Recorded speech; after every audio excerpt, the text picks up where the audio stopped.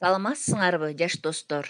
Анда эмесе бүгүнкү экинчи онлайн сабагыбызды баштайлы. Бүгүн силер менен биргеликте кыргыз тили сабагына көңүл буралы. Окутуу орус тилинде жүргүзүлгөн мектептер үчүн кыргыз тили 7-класс 4-черек. Баардыгыңардын ой жүгүртүүңөрдү өстүрүү үчүн төмөндөгүдөй сүрөттүү тасманы чогуу көрөлү жана суроолорго жооп берүүгө аракеттенели. Бул Айнурдун атасы.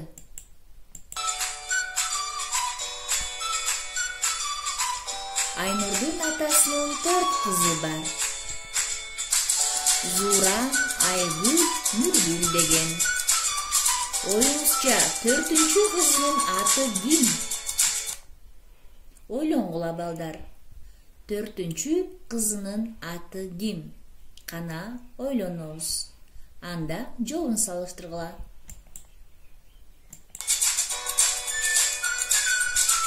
Айнур. Анткени суроодо Айнурдун атасы деп айтылды. Демек бул кыздын аты Айнур экен. Азаматтар. Андан кийинки суроо. Бул машинанын дөңгөлөгү. Уна сол жака бурулуп жатканда кайсы дөңгөлөгү айланбайт? Ойлонобуз балдар. Балдар, кайсы дөңгөлөгү айланбайт? Ойлонобуз. Жообуңарды салыштырабыз.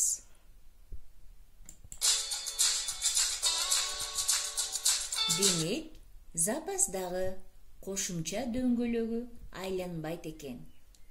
Сиз ойлогондой чыктыбы, азаматтар?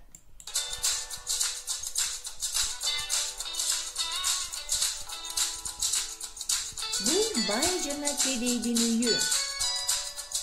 Байдын үйү менен кедейдин үйү күлүп жатат. Милициялар келгенде кимдин үйүн биринчи өчүрөт? Ойлонобуз балдар. Кимдин үйүн биринчи өчүрөт? Кана ойлонгулачы.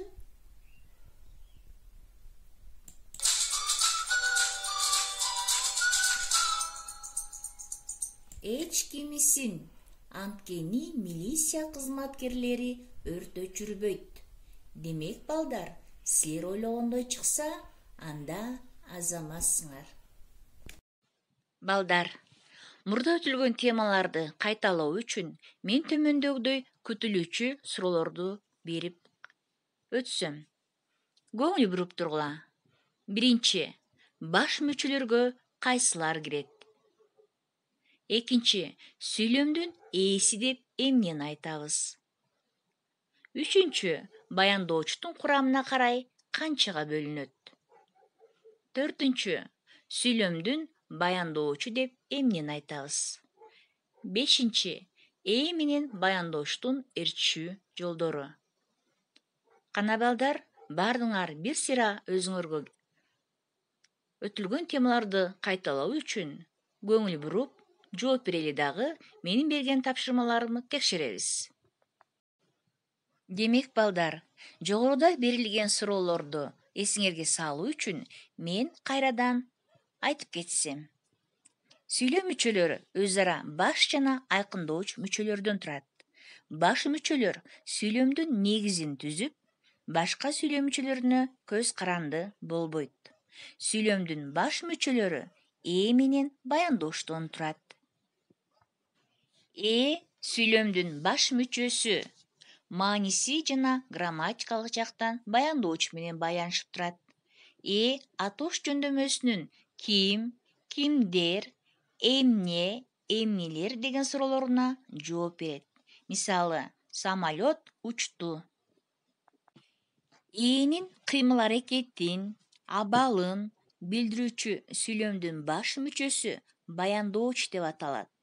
Баяндооч эмне кылды, эмне кылып жатат, эмне кылат, эмне болду, кантти, ким, эмне, канча, нече, кандай деген суроолорго жооп берет. Мисалы, эң улуубуз жылдыз. Ким жылдыз? Ээнин кыймыл-аракетин, абалын билдирүүчү сүйлөмдүн баш мүчөсү баяндооч деп аталат. Баяндооч эмне кылды, эмне кылып жатат, эмне кылат, эмне болду, кантти, ким, эмне, канча, нече, кандай деген суроолорго жооп берет. Кыргыз тилинде баяндоочта өзүнүн курамына карай сыяктуу эле жөнөкөй жана тутумдаш баяндооч болуп бөлүнөт. Жөнөкөй баяндооч бир сөздөн турат. Ал жөнөкөй сөз да, татаал сөз да болушу мүмкүн. Мисалы, аккуу жазында түндүктү көздөй учат. Эмне кылат? Учат. Бул жөнөкөй баяндооч. Тутумдаш баяндооч аткарган кызматы боюнча эки же андан ашык сөздөрдүн ажырагыс тизмегинен турат. Мисалы, комузчулук өнөр күндөн күнгө гүлдөп өнүгүп жатат. Эмне кылып жатат? Гүлдөп өнүгүп жатат. Бул тутумдаш баяндооч. Демек, балдар, кыргыз тилинде баяндооч грамматикалык жактан ээге баш ийет жана алар өз ара жак жана сан боюнча эришет. Мисал келтирсек, жекелик санда биринчи жакта мен окуймун, экинчи жакта сен окуйсуң, сылык түрүндө сиз окуйсуз, үчүнчү жакта ал окуйт. Көптүк санда биз окуйбуз, силер окуйсуңар, сиздер окуйсуздар, алар окушат. Демек, балдар, биз сөздөрдү жактай алууга көнүккөнбүз. Мына, балдар, биз өтүлгөн темаларды кайталап алдык. Анда эмесе жаңы тема менен таанышып алсак. Бүгүнкү сабактын темасы жалаң сүйлөмдөр. Сабактын максаты менен алгач тааныштырсам. Демек, бүгүн биз силер менен жалаң сүйлөмдүн жасалышы жөнүндө түшүнүк алабыз. Жалаң сүйлөмдөрдү катыштырып, мисал, көнүгүү иштейбиз. Текст менен иштейбиз. Бири-бирибизди сыйлоого үйрөнөбүз. Кана, балдар, анда эмесе баардыгыңар көңүл бургула дагы жаңы теманы жакшы түшүнүүгө аракет жасайлы. Демек, баш мүчөлөрдүн катышына карай эки тутумдуу жөнөкөй сүйлөм экиге бөлүнөт. Биринчи жалаң сүйлөм, экинчи жайылма сүйлөм болуп бөлүнөт.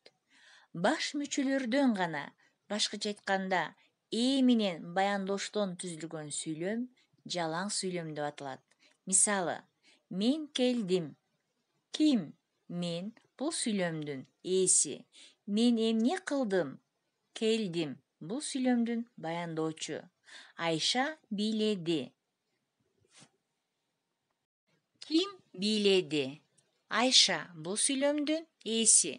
Айша эмне кылды? Бийледи. Бул сүйлөмдүн баяндоочу. Демек, азыр жаңы теманы жакшы түшүнүү үчүн текст менен иштейли. Баардыгыңар китебиңерди ачкыла дагы 269-көнүгүүнү карагыла. Бул жерде текст берилген. Тексттин ичиндеги жалаң сүйлөмдөрдү таап жазабыз.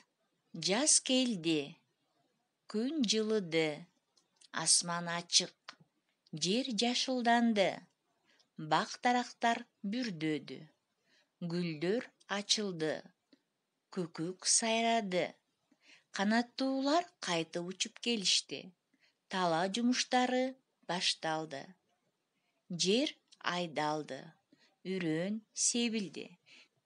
Демек, бул тексттин ичинен жалаң сүйлөмдөрдү тапкыла. Кана, балдар, тексттин ичиндеги жалаң сүйлөмдөрдү таап жазып, дептериңерге көчүрүп жазгыла. Андан кийинки тапшырма 270-көнүгүү. Мында ээлик милдетин аткаруучу сөздөргө кашанын ичиндеги сөздөрдүн маанилешин туура байланыштырып, жалаң сүйлөмгө айландырып жазабыз. Бул көнүгүүнү жазып бүткөн соң, андан кийин менин жообум менен салыштырасыңар. Көңүл буруп, жакшынап жазгыла. Келгиле балдар, жазган күнүңөрдү менин жоом менен салыштырып көргүлө. Ким кандай жалаң сүйлөм түздү? Бала күлдү, дарактар бүрдөдү, ландыш гүлдөдү, ысык көл толкуду, жомок аткарылды, айтыш күчөдү. Ким жас болсоң, баяндошторду белгилейбиз. Жогорудагы текст менен иштегенбиз. Ошол текстеги төмөндөгүдөй сөздөрдү которобуз. Анда сөздүк дептериңерди алгыла дагы орус тилине которууга аракеттенебиз. Бул жерде сөздөр берилген жана сүрөттөр. Балдар, бул сөздүк менен иштөө тапшырмасы үйгө берилет. Андан соң дагы төмөндөгү сүрөт боюнча эссе жазабыз. Анда сак саламатта болгула балдар. Эмдиги сабакка чейин аман болгула. Силер менен бирге онлайн сабагын өткөн Курганбаева Зирегүл Жанышовна.